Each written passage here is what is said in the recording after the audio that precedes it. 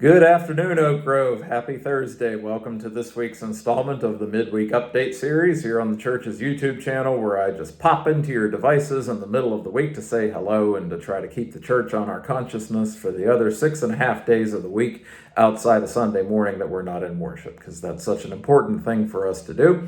So thank you for taking a few minutes to join me here today.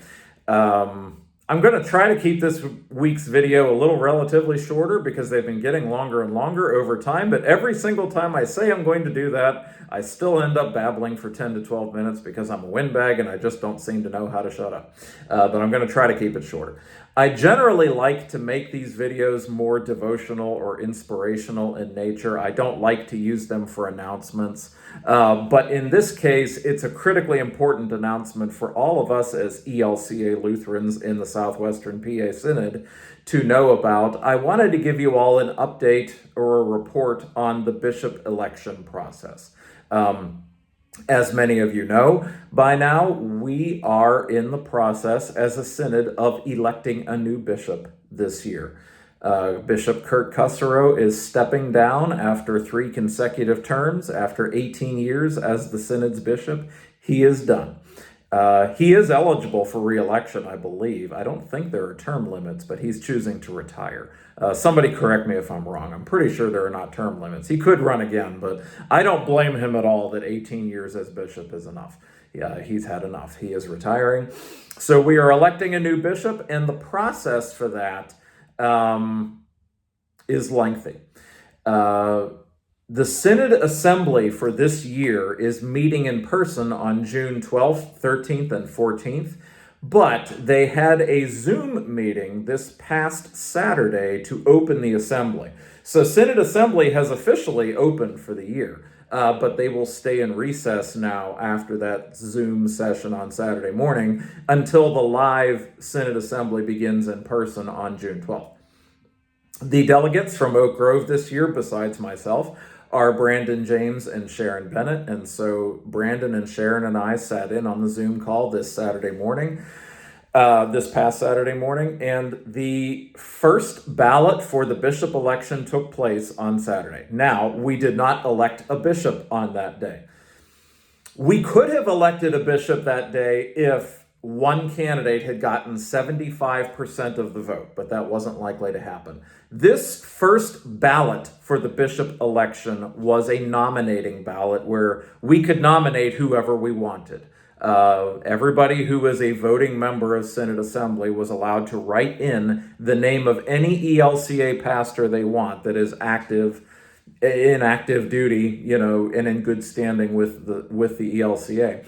Any pastor could have been nominated. And so there were a lot of names nominated. There were 33 names nominated, with several hundred people voting and eligible. And I'm not going to read to you the entire list, but I will share with you that the top 5 names voted were Pastor Kimberly Van Driel, who received 42 votes, Pastor Melissa Stoller, who received 34 votes, Pastor Bill Schaefer, who received 19 votes, Pastor Tara Lynn, who received 10 votes, and Pastor James Arter, who received 9 votes. And I guess I'll also throw in the 6th because she was tied, Pastor Brenda Henry, who also received 9 votes. And from that point forward, all of the other names received fewer number of votes going down after that. Notably, Oak Grove's own Pastor Brian Bennett, son of the congregation, he received some votes. So what happens at this point is this was the first of potentially 5 ballots. We will continue to whittle down the field. So after this ballot, first of all, let me back up. These candidates now can notify the synod if they want their names removed from consideration. And a number of those people have already reached out to remove their names from consideration. They are not interested. They do not want to be bishop at this time. Or more to the point, they do not feel called by the Holy Spirit to be the bishop at this time. Of those who have not withdrawn their names from consideration, when we meet for the live Synod Assembly, we will conduct up to 4 more ballots where we will continue to narrow down the field, and eventually by the end of Synod Assembly, we will have a new bishop. This is important work. The bishop serves a number of roles for the synod.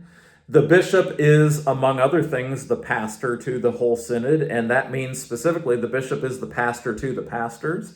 If you've ever wondered, who is Pastor Steve's pastor? Well, that's a complicated question because I go to a number of my peers for pastoral care, other pastors when I need pastoral care. But the bishop is chief, first and foremost, the pastor to the pastors, so I can go to him for pastoral care. The bishop is a spokesperson for the affairs of the church. He is a figurehead for our synod and for the ELCA in the region. He is a bridge maker between the ELCA and other Lutheran or other church bodies, not just Lutheran, other church bodies and even other faiths, doing ecumenical work with our partners in other religious traditions. The bishop fills a lot of roles.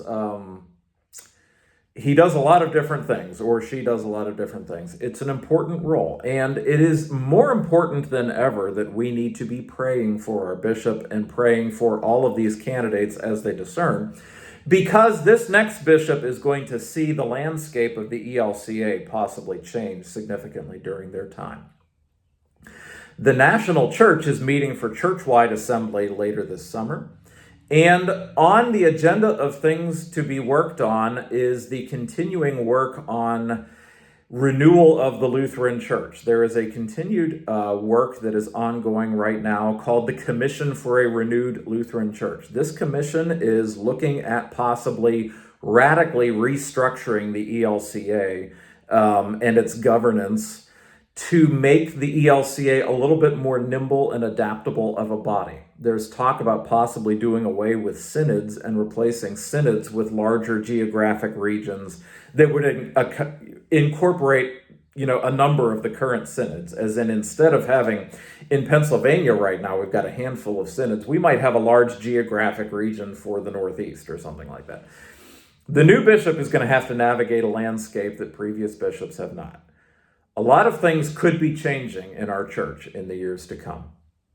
And so I would encourage you to please offer your prayers for the candidates, both those that I've named as well as all of the many candidates on the list that I did not have time to list all of their names today. I'm not going to read them all. But it's possible that our next bishop could be a dark horse candidate. Bishop Cussero was not one of the front runners when he was elected back in 2007, but the Holy Spirit works in unexpected ways. And so I use my midweek message time this week to ask you all, please pray for the pastoral candidates who have been nominated for bishop. Pray for their discernment. Pray for the eventual candidate, we don't know who it is yet, that they, as they embrace that new role, would have the strength and the courage and the peace of mind to be able to do their job in an environment where the landscape of that job will be shifting. It will be adapting. It will be a new world for the bishop in a few years. And it will be a new world for all of us in the ELCA.